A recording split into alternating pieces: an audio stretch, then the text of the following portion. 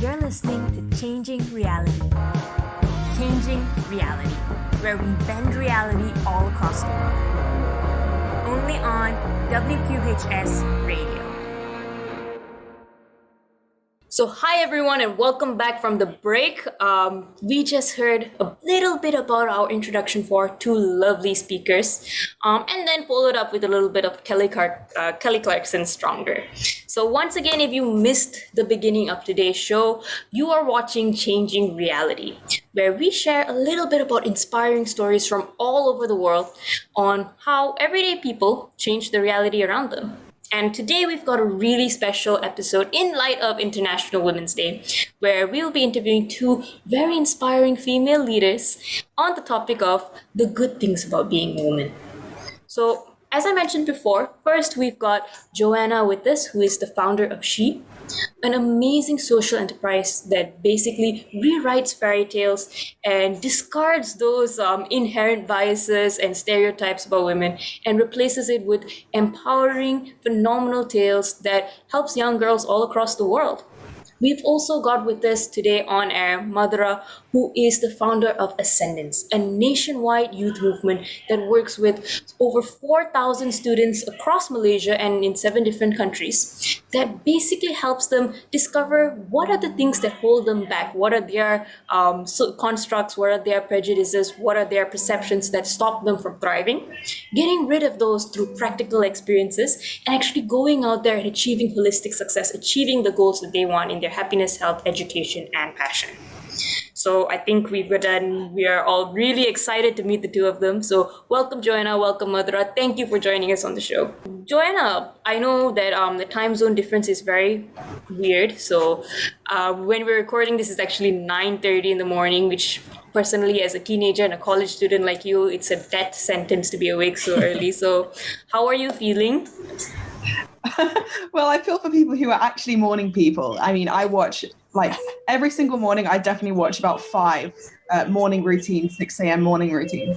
So I feel like being up at 9:30 is actually not very impressive, but I'm proud of myself. I'm only getting up for you. I hope you feel how special you are in my heart. Oh yes, I feel so touched, and I'm sure that all of the women and all of the guys tuning in today are so grateful for your time. But yeah, I mean, I love women empowerment, but waking up at 9:30 to talk about it, that shows your extra commitment, I'd say. And Madhura, thank you for joining us. When I invited you for this and I said, let's do a session on the good things about being a woman, I remember you laughed at me and you said, what, why me? So thank you for joining us. And I think that's a good place to start the conversation, I think, for both of us. Maybe we start with you, Madhura. Madhura, when you first heard this topic, the good things about being a woman, what did you think? Why? And why me? I think I've never really considered myself as a person who had the substance or authority to actually speak on this topic, although I'm a woman. So, which is kind of funny. We are the ones who should have the ability to speak about this, right? But I think it's never really something that crossed my mind in specific. I never really I've been blessed to have an environment where I never really had to see it as a problem. But I think there's a whole world out there which doesn't really know the kind of exposure that I've had. So I think it'd be a good opportunity for me to share what I've personally faced in my life. All right. Excited to hear from you. And Joanna, what about you? I'm going to be honest. We have someone who is so experienced in talking about International Women's Day related topics. I know that you shared on Facebook a few years ago on the same topic. So, oh gosh, we've got a total pro at this.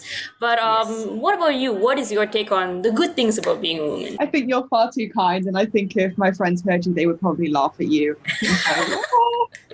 Little housemate Joe. What do I think the good things are about being a woman? I think there are lots of things. Mostly, it's kind of the thing that we are all who we are, and it feels like if we can't exactly go about becoming someone else, I'm not suddenly going to wake up and I'm, I don't know, Meghan Markle or Prince Harry or I don't know, any other cool person in the world. Then I have to learn to be happy in myself, and I need to learn to live my life, and I need to focus on what it is that brings me joy and fulfillment in my life. And I think to me, that's sort of what empowerment is. And it's about helping people to realize their own potential and understand themselves and what makes them happy, and help them to fulfill that sense for them. And so I think that that's sort of the good thing about being a woman, is that, you know what, that's who we are. So you may as well make the most of it. You know, we only get one life. Maybe that sounds very hippie to say we only have one life. No, it's YOLO's kind of jet trend, right? Exactly. The point being that we should all just, you know, there's the good things about being a woman is exactly the same things for the good thing about being any gender. And it's that it's exactly who we are, and that should be something that we're proud of. Okay, and I think that you have a lot to be proud of as a strong woman. I remember you saying that your team at She, the social enterprise, is also strong female leaders just like you. And I really like that whole it's all you've got, in a sense, so make the most of it. And how does that play into kind of like your experiences of with women empowerment, or with empowerment in general? Because you write, or your team produces these amazing fairy tales. I checked out the synopsises and I read a little bit about them online, and you basically rewrite this whole narrative that women need help, women need someone to come and save them, and you rewrite women as the central hero in your stories. I think that's beautiful. I think that's so poetic. But how did you even get to that point where you felt like this was needed? Like, is it something that you've experienced, or were there just not enough good books that you think, you know what, I'd write it myself in a way? I think it's a lot of things. Firstly, all the team who started writing those books in the beginning, all of us had experienced discrimination in some way. All of us as women had faced discrimination for being a woman, but on top of that, a lot of my friends and colleagues had experienced discrimination for other things on top of that. And so I think that for us, we were very unhappy with just sitting idle and letting the world go by and being like, you know, that's so fine. Everyone carry on abusing me. No worries at all. That's fine. Or thinking about, more for me, it was thinking about what happens to all of the young girls right now who I see walking down the school hallways, or will be my children one day, or anything like that. And I really was not content with allowing something that I felt was wrong, to carry on. And that's always my philosophy, that if I don't agree with something, I'm not going to sit down and watch it carry on happening. And so that's sort of where it came from that place. But simultaneously, we all grew up like reading fairy tales. And even if we no longer read fairy tales, I can still tell you that I definitely really enjoy reading for pleasure.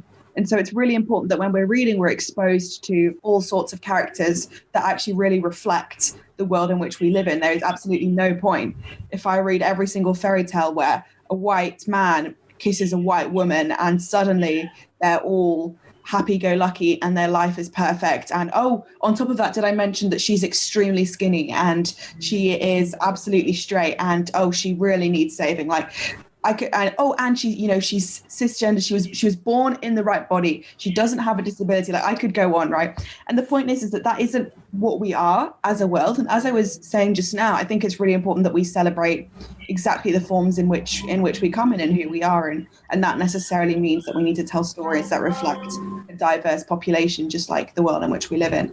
And we didn't really see that in a lot of the stories that we read as children, and we decided that was something that we wanted to change. Okay, and I really liked how that kind of fits in with our changing reality theme. It's like, which came first, right? The media or man, in a way. So like, do we live our stories, or do our stories reflect us? And you said, you know what, who cares whether the chicken or the egg came first? I'm going to do what I can, and I'm going to write these stories which will be planted in kids and make them grow up knowing that there is no perfect world for perfect people, and that we're all perfect in our own imperfect ways. And I think that's really nice. And in a way, that's the first step towards changing the whole reality that we experience right now, by just planting that seed in kids so that it grows up with them in a way that they're equal, they're special, whoever they are in a way, and they're valid.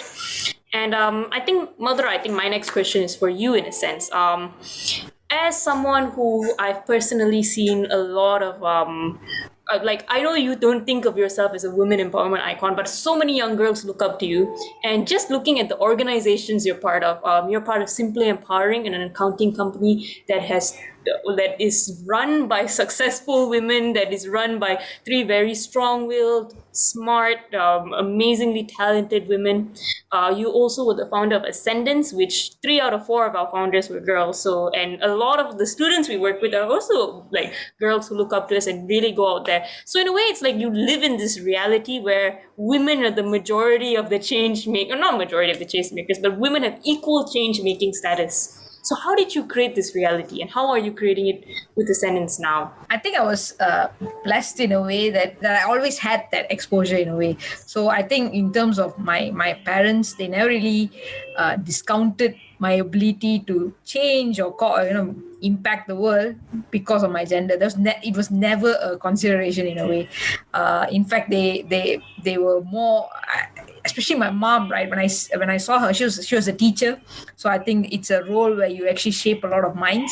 And I saw that she was such a dynamic teacher, and a lot of people had so much of respect for her, and she actually changed so many of the lives that she touched.